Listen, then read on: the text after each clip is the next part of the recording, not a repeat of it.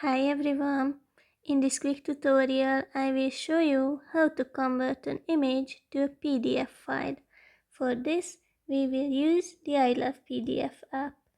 Just open the app and go to the tools where you can find this image to PDF button. Tap on it and choose a file you would like to work with.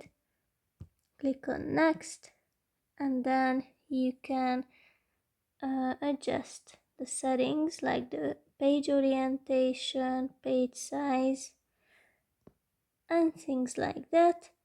I will just leave it this way and click on the red button.